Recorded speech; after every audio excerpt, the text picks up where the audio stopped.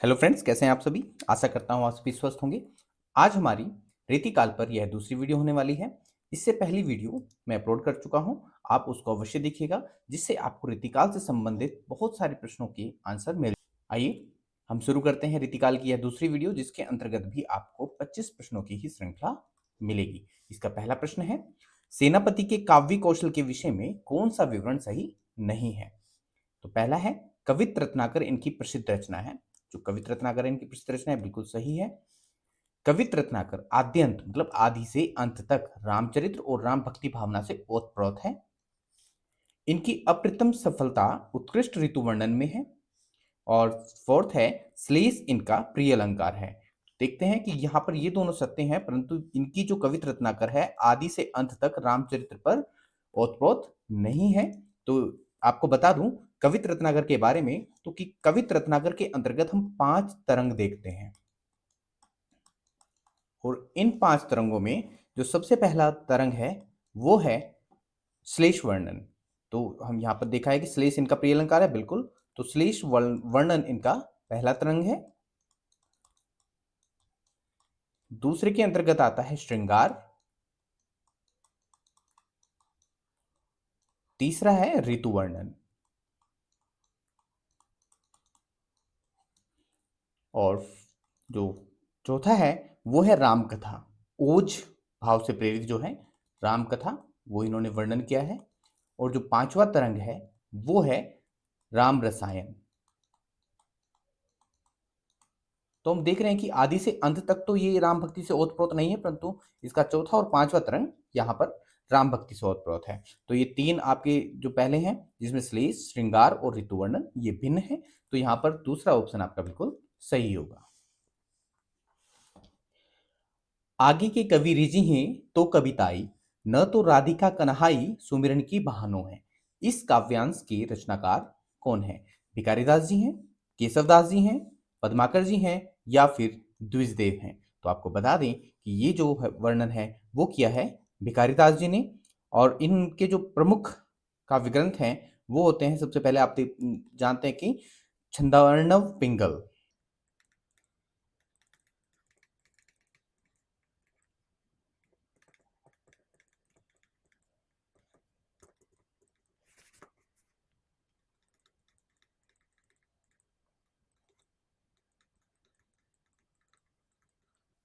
इसमें पहला है छंदार्णव पिंगल, दूसरा काव्य निर्णय, तीसरा श्रृंगार निर्णय और चौथा रस सारांश इनके बहुत ही महत्वपूर्ण ग्रंथ हैं। निम्नलिखित में प्रबंधात्मक रचना है, जो ऑप्शन दिए गए हैं उनमें प्रबंधात्मक रचना कौन सी है। क्या वो शिवा बावनी है, हिम्मत बहादुर विरोधावली है, या फिर भवानी विलास, या जगत विनोद। तो इसमें जो मैं आपका आंसर होगा वो है हिम्मत बहादुर विरोधावली। ये इनकी प्रबंधात्मक रचना है। और यदि बात करें शिवा बावनी की, तो ये रचना है भूषण की। हिम्मत बहादुर विरोधावली पद्माकर जी की रचना है। भवानी विलास देव और जगत विनोद भी पद्माकर जी की ही रचना है। तो ऑप्शन बी आपका बिल्कुल सही होगा। विज्ञान गीता के रचनाकार कौन है। क्या भिखारीदास जी हैं, ग्वाल कवि हैं, पद्माकर हैं, या फिर केशवदास हैं। तो आपको बता दें कि विज्ञान गीता के रचनाकार हैं केशवदास जी। इसमें आपको बताएं इनकी महत्वपूर्ण रचना में और आ जाती है।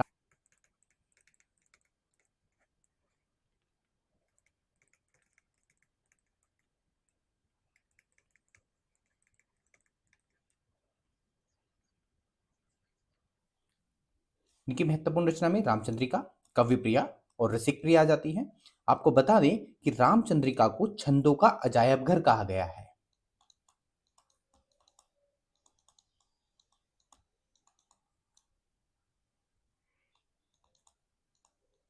और ये कहा है राम स्वरूप चतुर्वेदी ने।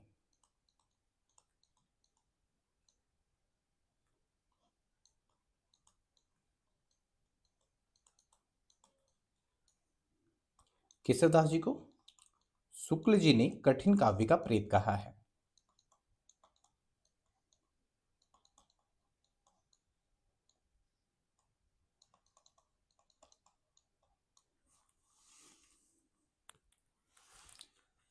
निम्नलिखित में से कौन सा ग्रंथ मात्र अलंकार निरूपण नहीं है?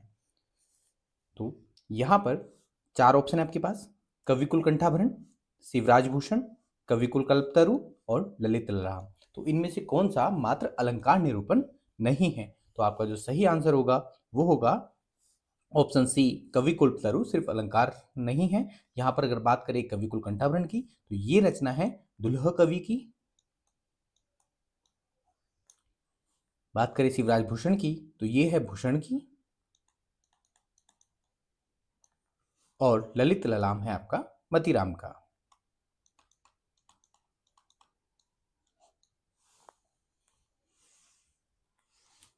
कौन सी रचना मात्र पिंगल छंद निरूपक है?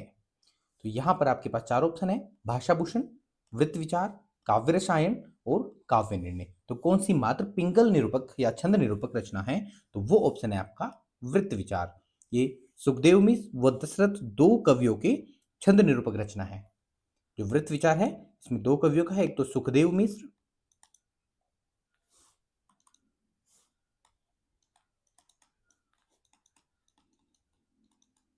सुखदेव मिश्र व दशरथ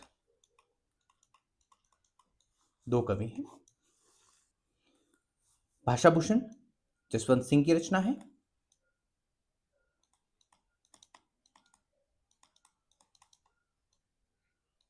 जो अलंकार निरूपक है।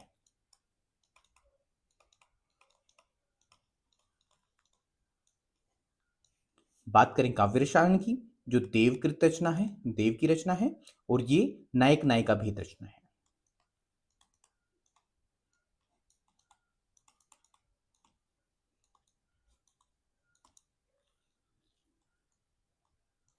नायक नायिका भेद निरूपक रचना है। और बात करें काव्य निर्णय की, जो भिखारीदास जी की रचना है, और ये काव्यांग निरूपक है।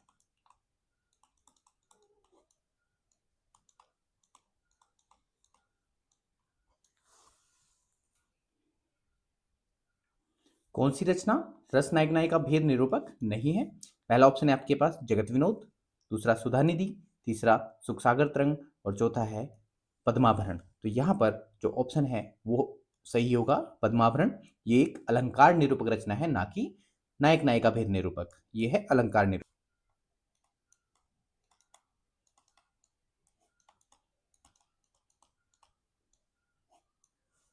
और बाकी तीनों आपकी नायक नायिका भेद निरूपक है, जिसमें जगत विनोद पद्माकर जी की रचना है, सुधा निधि कवि तोष की रचना है, और आपकी सुख सागर तरंग देवकर की रचना है।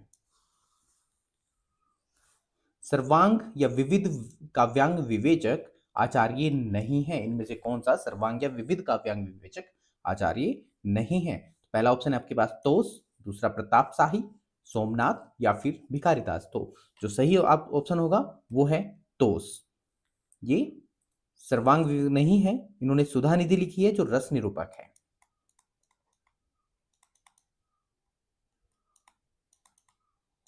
सुधा निधि इनकी रचना है जो रस निरूपक है।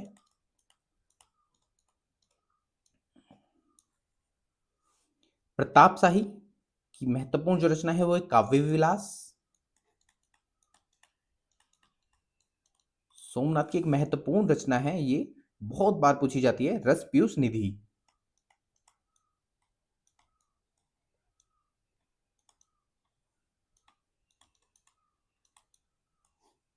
और भिखारीदास जी की महत्वपूर्ण रचना काव्य निर्णय।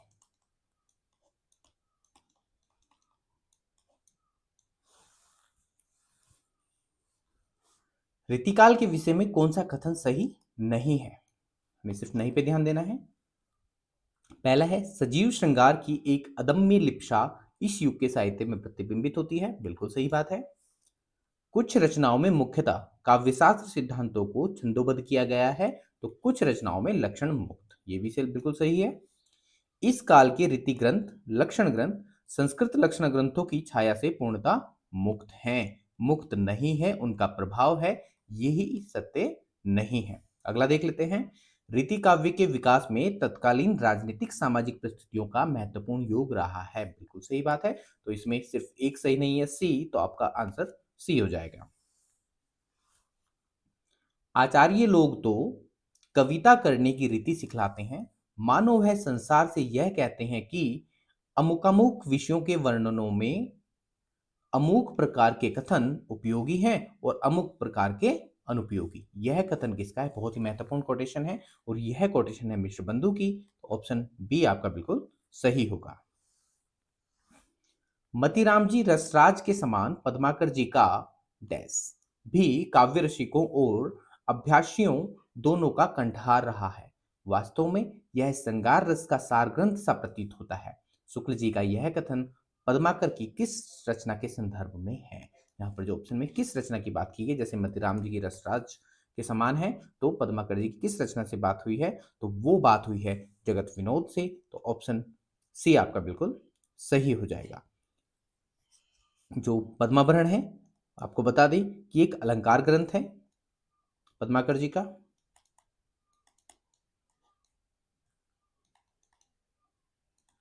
और हिम्मत बहादुर विरोधावली एक वीर रस प्रधान ग्रंथ है।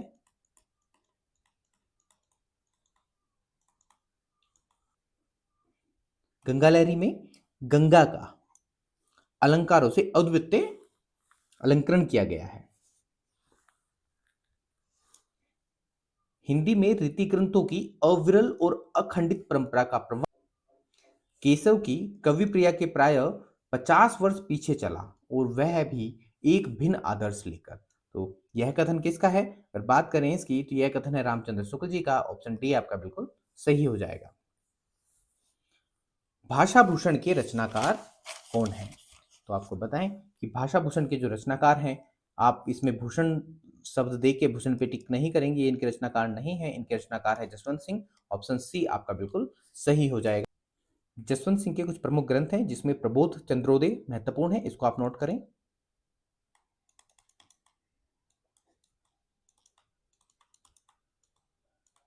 और एक है सिद्धांत सार। बात करें भूषण की, तो इनकी महत्वपूर्ण रचना है शिवराज भूषण।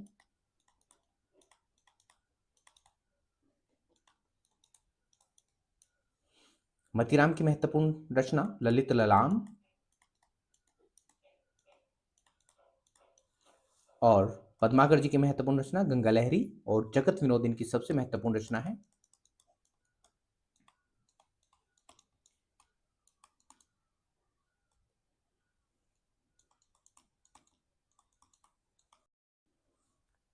केशव कठिन काव्य के प्रेत हैं, यह कथन किस आलोचक का है? केशवदास जी को कठिन काव्य का प्रेत किसने कहा है? अभी अभी पीछे मैंने क्वेश्चन में बताया था कि ये कहा है रामचंद्र शुक्ल जी ने। तो ऑप्शन बी आपका बिल्कुल सही होगा। और बात करें केशवदास जी की महत्वपूर्ण रचनाओं की, तो इसमें मैं पहले भी बता चुका हूँ कि इसमें आपकी बहुत बहुत महत्वपूर्ण रचनाएं हैं, जिसमें रसिक प्रिया, कवि प्रिया, रामचंद्रिका, रतन बावनी, विज्ञान गीता, जहांगीर जस चंद्रिका, वीर सिंह देवचरित्र, छंदमाल, छंदों का अजायबघर जिसे कहा गया है, वो राम स्वरूप चतुर्वेदी ने कहा है। तो ये इनकी महत्वपूर्ण रचनाएं हैं, आप इनको अवश्य नोट कर लें। मैं इनको लिख भी देता हूँ।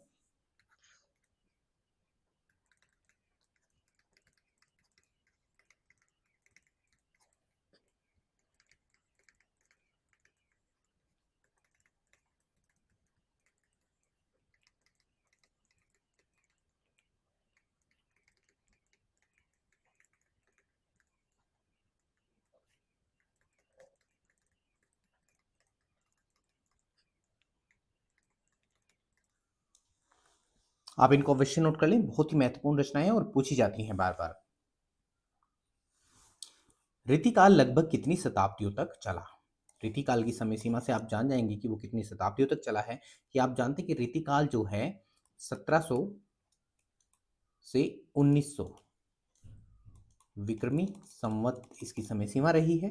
तो 1700 से 1800 और 1800 से 1900, आप 2 शताब्दियों तक ये चल रहा है। तो यहाँ पर 4 शताब्दियों तक, 1 शताब्दी, 5 शताब्दी, 2 शताब्दी, हम देख रहे हैं कि 1700 से 1900 तक है, 18वीं शताब्दी और 19वीं शताब्दी, तो 2 शताब्दियां। तो ऑप्शन डी आपका बिल्कुल सही होगा। निम्न में से कौन सा अलंकार ग्रंथ नहीं है? हमें अलंकार ग्रंथ की पहचान करनी है जो नहीं है। भाषा भूषण, क्या यह अलंकार ग्रंथ है? तो बिल्कुल ये अलंकार ग्रंथ है और इसके जो रचनाकार हैं वो है जसवंत सिंह। दूसरा शिवराज भूषण, बिल्कुल शिवराज भूषण अलंकार ग्रंथ है जिसके रचनाकार हैं भूषण। और ललित ललाम ये भी अलंकार ग्रंथ है, इसको मतीराम ने लिखा है। और यहां पर अंग दर्पण ये अलंकार ग्रंथ नहीं है, ये आपका हो जाता है नायक नायिका भेद ग्रंथ जो रसलीन ने लिखा है। और ये एक नायक नायिका भेद ग्रंथ है।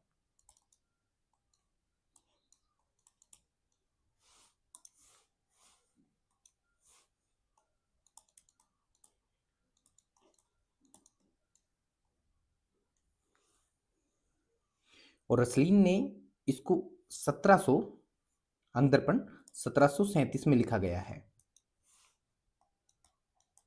और इनका एक महत्वपूर्ण ग्रंथ और है रस प्रबोध, जो इन्होंने 1741 में लिखा है। तो ये इनकी महत्वपूर्ण रचनाएं हैं, आप इसको नोट कर लेंगे। निम्नलिखित में से घनानंद की रचना नहीं है, हमें जो घनानंद की रचना नहीं है उसका पता करना है। तो यहां पर हम देख रहे हैं कि जो प्रिय प्रसाद है बिल्कुल घनानंद की रचना है। फिर आपका भावना प्रकाश घनानंद की रचना है और प्रीति प्रवास भी। यहाँ पर पक्षी विलास घनानंद की रचना नहीं है, तो ऑप्शन डी आपका बिल्कुल सही हो जाएगा। और इनके कुछ महत्वपूर्ण ग्रंथ है वो मैं लिख दे रहा हूं, आप उनको अवश्य नोट कर लें, जिसमें इश्कलता, विरहलता, रसकेली वल्ली और वियोग बेली सुजान सहित इनकी महत्वपूर्ण रचनाएं हैं, इनको आप अवश्य याद कर लें।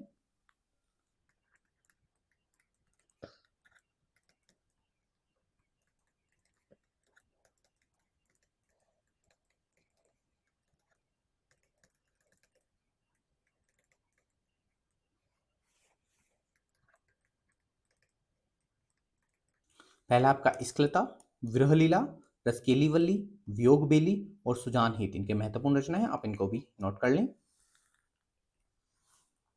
150 बनाए आए मेलत सभा के बीच, लोगन कवित किन्हों खेल करी जान्यो है। कवि पंक्तियां, काव्य पंक्तियां किस कवि की हैं? तो ये जो पंक्तियां हैं ये हैं ठाकुर की। तो ऑप्शन ए बिल्कुल सही होगा। इनको शुक्ल जी ने सच्ची उमंग का कवि कहा है। ठाकुर को शुक्ल जी ने सच्ची उमंग का कवि।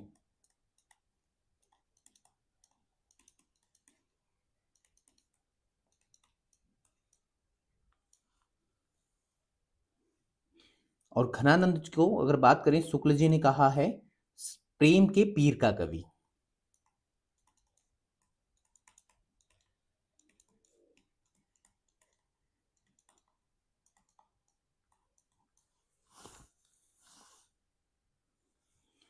ठाकुर की दो महत्वपूर्ण रचनाएं हैं, जिसमें पहली आती है ठाकुर शतक और दूसरी ठाकुर ठसक।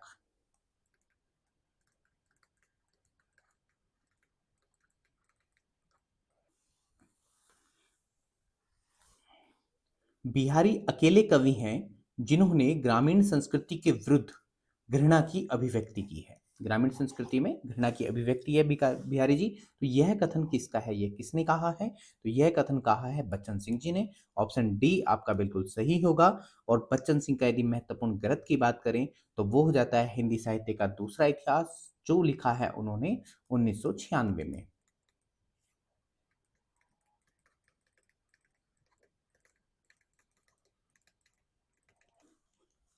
इसी ग्रंथ के अंतर्गत ये कोटेशन दी गई है।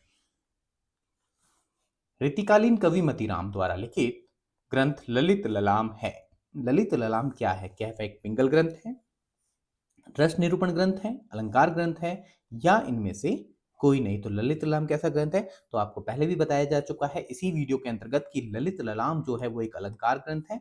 ऑप्शन सी आपका बिल्कुल। करें हम मतीराम जी की महत्वपूर्ण रचनाओं की, तो आइए नोट कर लेते हैं, जिसमें पहली होगी फूल मंजरी, साहित्य सार, रसराज या वृत्त कौमुदी इनकी महत्वपूर्ण रचनाएं हैं।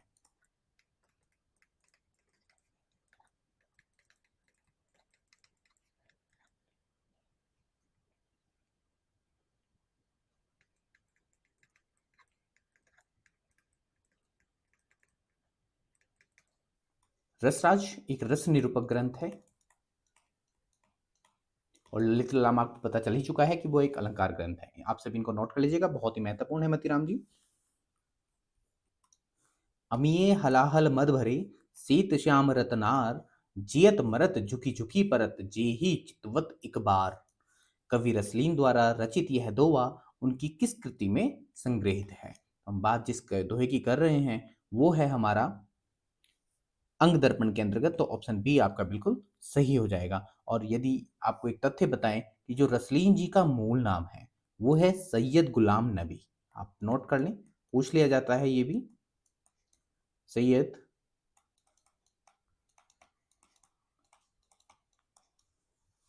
सैयद गुलाम नबी।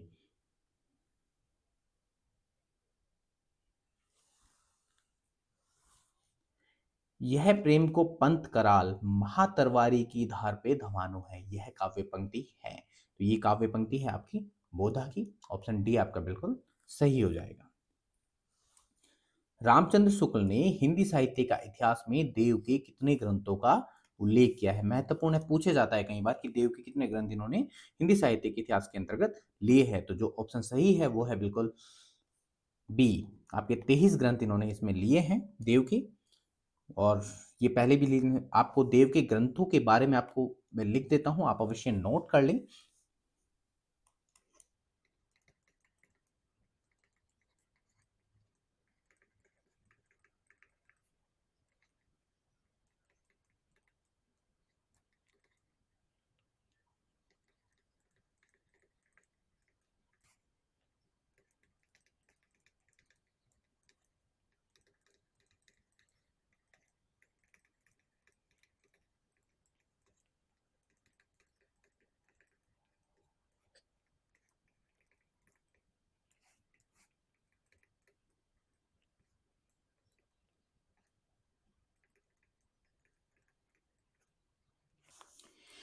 इसमें आपका भाव विलास, भवानी विलास, अष्टयाम, सुजान विनोद, प्रेम तरंग, देव चरित्र, प्रेम चंद्रिका, जाति विलास, काव्य रसायन या शब्द रसायन, इनके बहुत ही महत्वपूर्ण ग्रंथ है, आप इनको अवश्य नोट कर लें।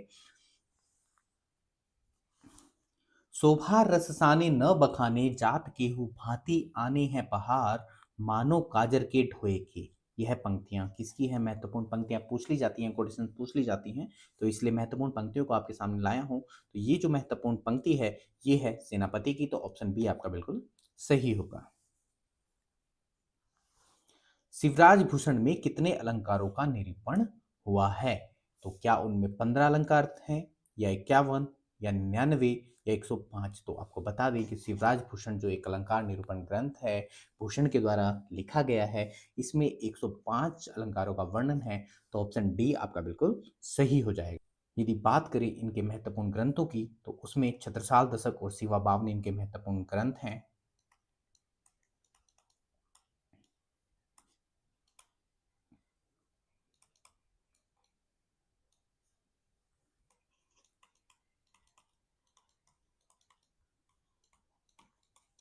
और एक तथ्य और आपको बता दूं कि जो भूषण है वो चिंतामणि और मतीराम जी के भाई हैं।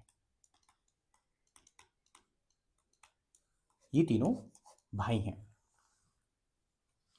यह वीडियो का अंतिम प्रश्न है जिसका आंसर आपको कमेंट बॉक्स में देना है। घनानंद की कविता में निम्नलिखित में से कौन सी विशेषता नहीं पाई जाती है? तो आपको देखना है कि चारों ऑप्शनों में कि घनानंद की जो कविता है उनमें कौन सी विशेषता नहीं है, कि क्या वो भाषा की लाक्षणिकता है, भाषा की व्यंजकता है, या फिर उक्ति वैचित्र्य है, या फिर संध्या भाषा है। कौन सी विशेषता नहीं पाई जाती? आप उसको कमेंट बॉक्स में जरूर आंसर कीजिएगा। जल्दी मिलते हैं अगली वीडियो में। धन्यवाद।